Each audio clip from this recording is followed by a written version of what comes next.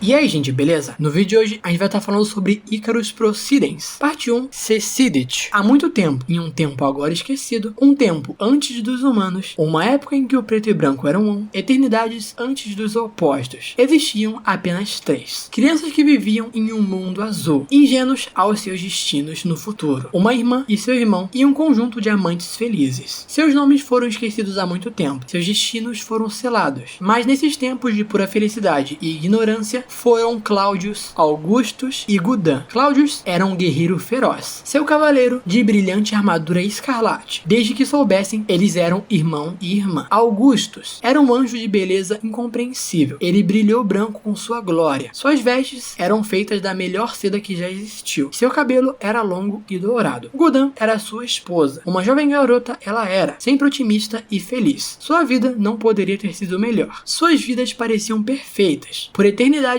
eles dançaram e brincaram no oceano eterno. Eles estavam felizes e contentes, tendo apenas uns aos outros e nada mais. Um dia, algo mudou. A garota não estava mais contente. O cavaleiro tentou animá-la com sua dança, mas não conseguiu. O anjo tentou animá-la com sua imaginação, mas não conseguiu. O que há de errado, minha querida irmã? O cavaleiro perguntou. A menina não estava mais feliz com o seu oceano eterno. A garota não se contentava mais em ter apenas 2 amigos para conversar. A menina não estava satisfeita. Então o cavaleiro teve uma ideia. Ele usou seus laços de glória para costurar e transformar o oceano sem forma em um brinquedo, uma boneca que ela nunca poderia perder, e em seguida teceu um copo e uma bebida, um bom vinho e um copo de vidro, como nada jamais provado antes. Ela ficou feliz novamente, e o cavaleiro ficou satisfeito com o seu trabalho. Por eternidades, ele criou brinquedos após brinquedos para ela brincar, até que um dia ela ficou infeliz novamente. O cavaleiro tentou costurar um novo brinquedo para ela, mas não funcionou. Ela queria amigos para brincar. Ela queria criaturas vivas. O anjo entrou e começou a pintar e desenhar vida e alegria. Sangue e carne soltaram de suas asas e formaram um amigo. Um ser com o rosto mais bonito, rivalizando apenas com o próprio Augustus, estava diante deles. Por eternidades, ele dançou, formando carne, ossos e sangue. Amigos após amigos emergiram de suas asas e mãos. Ela voltou a ser feliz. Outro dia, porém, chegou quando ela parou de ser feliz novamente. O cavaleiro teceu mais brinquedos. O anjo costurou mais amigos. Mas algo estava faltando. Ela finalmente se levantou e formou algo. Realidade após realidade começou a se formar nas mãos da garota. Escritórios, cidades, hotéis, lugares com canos de vinho. Ela criou tudo, mundo após mundo, flutuando no oceano outrora sem forma. Ela colocou seus amigos e brinquedos em cada um dos quartos. Então, não importa onde ela fosse, eles sempre estariam lá. Foi perfeito. Os 3 finalmente viveram em harmonia, cuidando de suas terras perfeitas. Mas logo, tudo isso mudaria. As criaturas começaram a se multiplicar, vivendo em realidades em pura alegria. Mas um dia, Gudan parou apenas por um momento, admirando sua obra, e nadou pelo oceano, observando suas criações viverem suas vidas perfeitas. Ela viajou e viajou, até chegar a um ponto absoluto, o lugar onde todas as realidades se sobrepõem em um pequeno ponto, uma torção que precisava ser consertada, um buraco e um cobertor que precisava ser costurado. Parece que seu trabalho não foi concluído. Ela se voltou para o seu irmão e amante. Ela perguntou se deveria contar a eles sobre o buraco entre as realidades. Estava quebrado e além da compreensão humana, algo que, se deixado sem vigilância, pode ser rasgado ainda mais. Se o remendo fosse quebrado, poderia ser catastrófico. Esta era sua chance. Ela poderia criar um céu para consertar o buraco. Ela poderia criar um paraíso para eles viverem, seu próprio mundo pessoal para corrigir o rasgo em sua criação perfeita. Ela construiu seu mundo, formando um local de perfeição geométrica. Cada mundo tinha falhas aqui e ali, coisas que não faziam sentido, criaturas que não se encaixavam. Isso, no entanto, era absoluto. Este foi o remendo na realidade. Até superou a glória e a beleza do anjo. Era o único lugar onde o paraíso perfeito poderia ser criado. E era dela. Ela entrou em seu paraíso, entrando em total êxtase e felicidade. A quantidade perfeita de criaturas vivas em harmonia, a quantidade perfeita de brinquedos, foi perfeitamente colocada exatamente onde deveriam estar. Tudo estava lá, menos seu irmão e marido. Ela correu para eles com alegria, mostrando-lhes seu céu. Ela mostrou a eles seu caráter absoluto, informando-os como ela consertou o remendo. Mas eles não estavam felizes. Isso não era perfeito para eles, apenas para ela. Você teve a única oportunidade de criar um paraíso perfeito e tomou ele para si? Seu sorriso caiu, percebendo o que havia ocorrido. Mas eu precisava consertar o remendo. Veja isso, é maravilhoso, é perfeito, é definitivo. Este poderia ter sido nosso paraíso pessoal, não o seu. Nós não pertencemos a esse lugar. Isso é feito perfeitamente para você. Perturbamos a harmonia desse lugar porque você fez ele só para você. você? Nossa existência interrompe o fluxo simétrico do lugar. Como você pôde? O cavaleiro começou a chorar pela primeira vez em sua existência eterna. O anjo ficou do lado de sua esposa. Como você pode dizer essas coisas? Você não ouviu falar na catástrofe que poderia ter acontecido se ela não tivesse feito isso? Nossos mundos poderiam ter sido destruídos. Como você ousa repreendê-la assim? O cavaleiro rugiu. Seu imbecil, você sempre tentou me superar, me fazendo parecer inferior, sempre se elevando mais, sempre competindo pela paixão e atenção da minha irmã. Se você deseja brigar por ela, então chega de brincadeiras de criança. Se é uma luta que você quer, então é isso que você vai conseguir. Claudius, dominado pelo desgosto, traição e raiva, balançou suas fitas para ele. Antes belos e elegantes, eles se transformaram em lâminas e espadas de batalha. Ele bloqueou e lutou, tentando não machucá-lo. Eles balançaram e cortaram e socaram e gritaram por anos. Cegos de raiva, eles nem perceberam o que estavam fazendo. A garota gritou para que eles parassem. Ela não tinha levado em conta as consequências de perturbar a simetria. A cada golpe, um rasgo no remendo se abria. A realidade começou a se dobrar e se dividir da maneira mais perfeita. Augustus, percebendo o que estava acontecendo, tentou escapar. Ele voou para o céu com suas asas, mas o cavaleiro agarrou suas vestes e com um golpe limpo, ele cortou suas asas, fazendo-o cair no chão. O cavaleiro soltou o anjo, mas o anjo caiu em um dos buracos. A garota, incapaz de fazer qualquer coisa, olhou em estado de choque. Seu marido tinha acabado de cair no ponto absoluto da realidade. Claudius olhou para o que ele havia feito com o paraíso. A realidade estava quebrando. Os amigos começaram a falhar. Os brinquedos começaram a parar de funcionar. Os céus começaram a se cruzar. Ela correu para o buraco, chamando por seu amor. Sua glória havia caído entre as costuras da criação. Ele não era mais o mesmo. Uma mão emergiu do buraco. Sua carne se foi e o que restou foi meros ossos. Suas outrora belas vestes brancas foram reduzidos a mantos pretos e engomados. Seu cabelo dourado havia sumido, deixando apenas fios de fibra preta como carvão. Ele era ossos em uma capa preta, com olhos que brilhavam roxo de raiva. Claudius olhou para o anjo, ou o que restava dele, e em choque total, ele havia vencido a guerra, mas a um preço muito alto. Os restos mortais de Augustus rastejaram para fora do ponto absoluto, enquanto os céus desmoronavam em pedaços. Augustus não existia mais. Augustus estava morto. Augustus foi esquecido. O anjo quebrado desabou na grama. Suas mãos eram meros ossos. Ele tentou emergir suas asas e voar para longe, mas não conseguiu se levantar do chão. Suas asas foram cortadas, queimadas e quebradas. Gudão olhou para o marido, tentando segurar a mão dele. Augustus gritou em agonia, seus olhos brilhando em um rico violeta escuro. Ele tinha visto todo o tempo, espaço e realidade ao mesmo tempo. Sua mente havia se dissolvido. Augustus riu e riu, ao sentir o que antes era o seu rosto. Ele observou as árvores murcharem, o céu se despedaçar e os oceanos congelarem. Ele olhou para o cavaleiro, que não se mexeu. Claudius tentou falar, mas não conseguiu. Augustus voou para frente, agarrando Claudius por sua armadura. Augustus voou sobre as rachaduras, caindo fundo no buraco da realidade. Ele arrastou Claudius cada vez mais para baixo dos mundos de Gudam. O fogo os engoliu, a raiva os cercou e o ódio os dominou. Claudius desembainhou sua espada uma última vez, golpeando seu amigo quebrado. Claudius já o havia quebrado o suficiente e não poderia destruir mais a clareira. A espada caiu nas profundezas da realidade, no ponto mais baixo possível, para o nadir cósmico. Claudius caiu no rio, do fundo do poço, sua espada caindo no chão. Ele também havia morrido, assim como Augustus. Augustus, olhando para o soldado caído, gravou uma inscrição em sua espada. Aqui descansa o campeão, o grande imperador, imperfeito e glorioso, o primeiro dos cavaleiros. Seu trabalho está concluído, você está salvo. Augustus, incapaz de permanecer inteiro por muito mais tempo, começou a desaparecer no nada. Tudo ficou cinza, tudo ficou coberto de sombras. Os monstros que constantemente o atacavam, o trauma inevitável de Claudius, o calor escarlante da raiva, o tempo de sua vida abreviado, a tempestade de sua ira, a perda de sua esperança. Ele tinha ido longe demais. Ele realmente havia chegado ao seu fim. As chamas tornaram-se cada vez mais quentes, até que desmoronaram o vazio ao seu redor. Augustus sumiu de vista, da memória e da vida. Claudius afundou no fundo do oceano, para sempre assustado com o sangue vermelho em suas mãos. Gudam, observando como seu céu começou a falhar, quando o ponto absoluto se infiltrou nos mundos, seus amigos ficaram mutilados e maus. Seus brinquedos ficaram quebrados e defeituosos. Seus mundos falharam, vidas foram perdidas, memórias foram apagadas, os deuses morreram. Tudo estava perdido. Incapaz de desnudar sua melancolia, ela se tornou uma mera estátua. Seu corpo não aguentou a perda e a dor. Ela olhou para cima e agarrou um pedaço do céu, fazendo a única coisa que poderia pensar em fazer. Ela esculpiu suas memórias da cabeça. E por causa disso, você não se lembra dessa história. Você não se lembra porque ela tenta esquecer. Amigos, essa foi a Wiki de Icarus Procidens, a primeira parte da Wiki. Se você acompanha o canal há tempos, você já já deve ter pegado muito dessa história. Quem você acha que são Augustus, Claudius e Gudin? Bom, vamos analisar isso tudo juntos. Mas antes, algo importantíssimo de ser dito. Se você caiu aqui de paraquedas ou não assistiu alguns vídeos em específico, eu preciso que você assista esses vídeos em específico antes de assistir esse, porque esses vídeos são contextos muito importantes para esse vídeo aqui fazer sentido. Assista o Shade Grey, assista o The Grave e assista o nível 404. Tendo isso dito, vambora. O texto começa falando que há muito tempo atrás, quando ainda não existiam os humanos, e em uma época que o preto e o branco eram um só, existiam apenas 3 seres. E para começar, preto e branco são links. Preto leva ao wiki do nível 0 e branco leva ao wiki das Frontrons, que é a nossa realidade. Se você não assistiu nem o vídeo do nível 0, nem o vídeo das Frontrons, também são bons complementos para esse vídeo. Então, antes de nós humanos estarmos aqui, existiu um momento que os Backrons e as Frontrons eram um só. E nesse momento, existiam 3 seres, que eram Augustus, Claudius e Gudin. Claudius era um cavaleiro feroz, com uma armadura brilhante e vermelha. Aqui não precisamos nem fazer mistério. Claudius é o cavaleiro vermelho, exatamente do vídeo do The Grave. No vídeo do The Grave, nós falamos um pouco sobre ele. E além disso, não é só por ser similar que eu digo que é ele. O nome dele é um link e leva para o wiki do cavaleiro vermelho. Claudius tem uma irmã, Gudin, que era uma jovem moça otimista e feliz. E por último temos Augustus, que é um belo anjo com asas e cabelos longos e dourados, que é o marido de Gudin. No início do texto também, o texto: crianças que viviam em um mundo azul. Azul é um link e leva para o wiki do Blue Channel. Então, antes de tudo existir, o Blue Channel já estava lá. E esse mundo é descrito como um oceano. Provavelmente não literalmente, mas vocês entenderam, Blue Channel é azul e tudo mais. Isso é curioso porque no meu vídeo do Blue Channel, eu não sabia que ambientação colocar de fundo no vídeo. Então, como na própria descrição do Blue Channel dizia que dava para você nadar por ele, digamos assim, o lugar era todo azul, eu resolvi colocar uma ambientação de oceano. E no final eu tava mais certo dessa escolha do que eu sabia. É dito então que a vida dos 3 era perfeita. Estava tudo bem até Gudin ficar insatisfeita. Também, né? Milhões de anos sem muita coisa para fazer. Então o cavaleiro começou a criar brinquedos para se divertir. Então no texto é citado uma boneca e vinho fino. Depois é dito que ele continuou criando brinquedos após brinquedos. Boneca, vinho e brinquedos após brinquedos são links. Boneca leva para o wiki do objeto 65, que é um manequim. É dito na wiki desse manequim que ele pode ser encontrado no nível 11 e ele causa alucinações visuais em quem o vê. E após o contato, os andarilhos registraram ver ele na visão periférica por até anos depois do encontro. Algo interessante na wiki do manequim é um trecho que diz que ele tem uma aparência com aspectos que indiquem que ele ficou submerso em água por um longo período de tempo. E isso faz sentido, porque o mundo foi descrito como um oceano, então deve ter alguma conexão com isso. E além disso, também foi dito que a boneca foi feita a partir do próprio oceano. Então acho que tem alguma lógica. Vinho fino também é um link. Leva pro objeto 1, a água de amêndoas. Canonicamente na história, o criador da água de amêndoas foi o Cavaleiro Vermelho. Quem diria? E brinquedos após brinquedos também é um link e leva para o wiki dos objetos. Sim, aparentemente o Cavaleiro Vermelho é o criador de todos os objetos dos Backrons, ou pelo menos de uma parte significativa deles. Com o tempo esses brinquedos não foram o suficiente e ela se entediou de novo. Então o anjo começou a criar coisas vivas. O trecho, um ser com um rosto mais bonito, rivalizando apenas com o próprio Augustus, estava diante deles. Também é um link e leva para a página dos Facelings. Uai, mas os Facelings não têm rosto. Mas lembra que mais tarde no texto foi dito que tanto os objetos que o cavaleiro criou, quanto os amigos que o anjo criou, foram de certa forma corrompidos depois da briga entre os dois? Então pode ser que nessa época eles tinham rosto, mas depois eles perderam depois da guerra. Mas isso levanta algumas questões. Se eles tinham rosto, eles eram humanos? Afinal, os Facelings são humanos sem rostos. Então Facelings com rosto são humanos? Será que no final de tudo, tanto os humanos quanto os Facelings têm um parentesco? Talvez os humanos sejam uma ramificação dos Facelings que não sofreram tanto com a guerra e os Facelings foram os que mais sofreram? Ou de alguma forma o contrário? Enfim, pense nisso. Teorias. E depois disso é dito que Augustus continuou criando amigo após amigo para Gudin se divertir. Amigo após amigo é um link. E adivinha para qual página que leva? Lista de entidades. Mas com o tempo não foi o suficiente novamente. Então ela resolve fazer algo com as próprias mãos. Ela cria realidade após realidade. Escritórios, cidades, hotéis, lugares com canos de vinho. Então realidade após realidade é um link e leva para a lista de níveis. Calma lá. Gudin é a criadora dos níveis? E as Frontrons fazem parte da lista de níveis? Afinal ela criou tudo? Isso corrobora com a teoria de que as Frontrons também são um nível, mas um nível com propriedades diferentes dos outros. Afinal, não tem entradas para lá a partir dos outros níveis dos Backrons. Imagina mano, existia apenas um mundo, quando os Backrooms e as Frontrooms eram um só. Aqui deve ser o momento em que eles deixaram de ser uma coisa só. Então, cara, acho que é isso. As Frontrooms são um nível mesmo que bem diferente, mas pelo visto também são. Escritórios, cidades, hotéis e lugares com canos de vinho são links também. Levam para as wikis do nível 4, 11, 5 e 2. E mano, canos de vinho. Eu sei que vocês estão incomodados com isso desde que eu falei pela primeira vez essa frase, mas em inglês tá literalmente dizendo Pipes of Wine. Pipe é cano ou cachimbo e wine é vinho. Então, pelo visto é isso. Mas uma teoria que pode explicar essa parada é que lembra que vinho fino era um link que levava para água de amêndoas? Então talvez, na visão dos três, água de amêndoas seja equivalente ao que é o vinho pra gente. E isso pode indicar que tem água de amêndoas dentro dos canos do nível 2. O que sinceramente não me parece uma afirmação muito absurda. O nível 2 está sendo reescrito também. Então pode ser que ele volte com essa afirmação a mais, de que agora nos canos podem correr água de amêndoas. Isso seria muito interessante. Mas, enfim,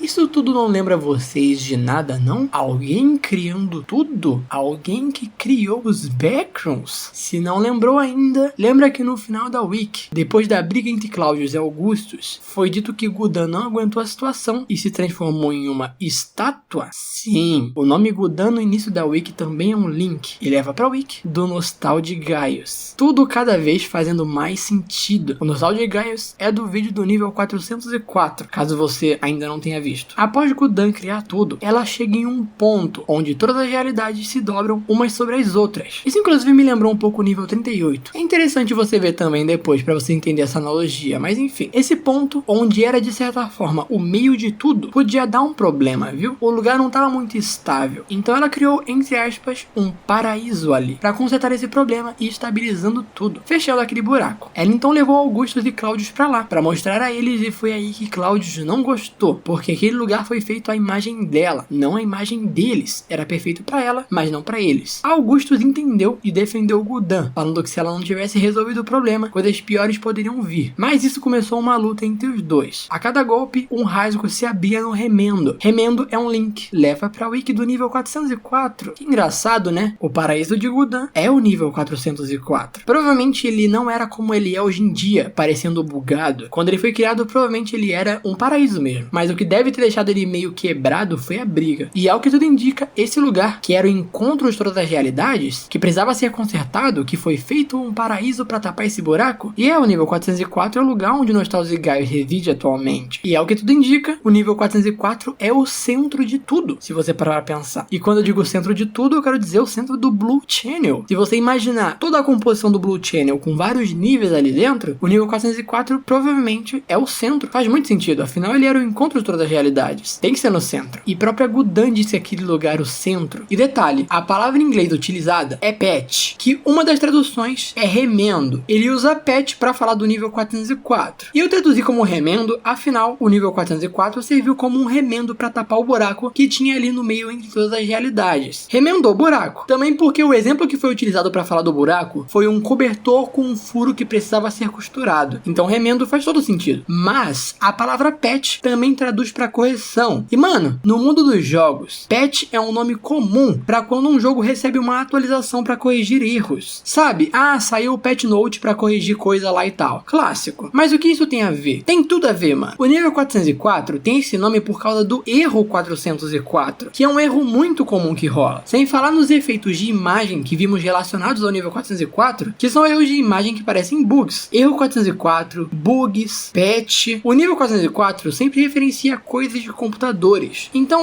faz todo sentido. A palavra patch para descrever foi muito bem escolhida, porque ela serve muito bem nas suas traduções e significados. É como se no final a Gul'dan tivesse lançado um patch para corrigir um erro que estava rolando ali nas suas realidades que ela criou. Ela lançou uma atualização de correção de erros. No final, todo esse significado por trás é bem genial, na verdade. Durante a luta entre Claudius e Augustus, Claudius mata Augustus. E ele então deixa de ser um anjo e vira um esqueleto. E depois, Augustus puxa Claudius para cair pelos buracos da realidade. Então eles caem e caem. Então, eventualmente, eles chegam no ponto mais baixo possível, no Nadir Cósmico. Nadir Cósmico é um link e leva para o wiki do The Grave. E Nadir é coisa de matemática. Mas só de você olhar essa foto, você já entende o que quer dizer. Nadir, pelo visto, seria o ponto mais baixo, ou algo assim. E nisso, Augustus conseguiu matar Claudius. Um matou o outro no final das contas. E onde a espada de Claudius caiu, Augustus fez uma lápide e então colocou aquelas escritas na lápide. São exatamente as mesmas escritas que a gente vê no vídeo do The Grave. E a espada é uma espada gigante, o que indica que os três eram meio que titãs mesmo, ou algo do tipo. Eles eram gigantes, porque a espada dele é gigante, né? E a própria imagem do Nostal de Gaius, por exemplo, parece que ele é muito grande. Então após isso, Augustus, em uma forma de esqueleto, já não conseguia se manter por muito tempo e começou a desaparecer. E aqui é dito que tudo ficou cinza e coberto de sombras. Isso não é um link ainda,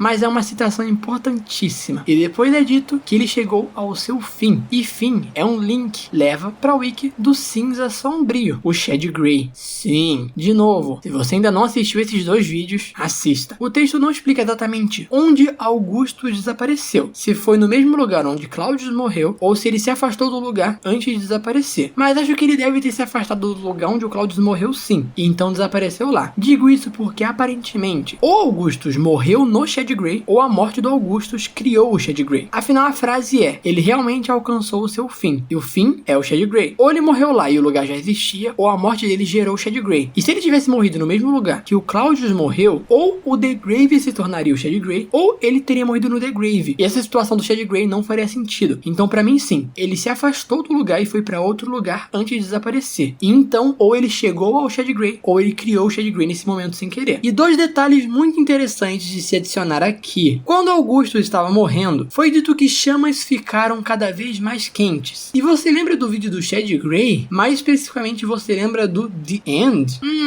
Me parece estar conectado. E outra coisa, lembra das entidades do Shade Grey que aparecem no nível 2.2? Eles eram anjos caídos.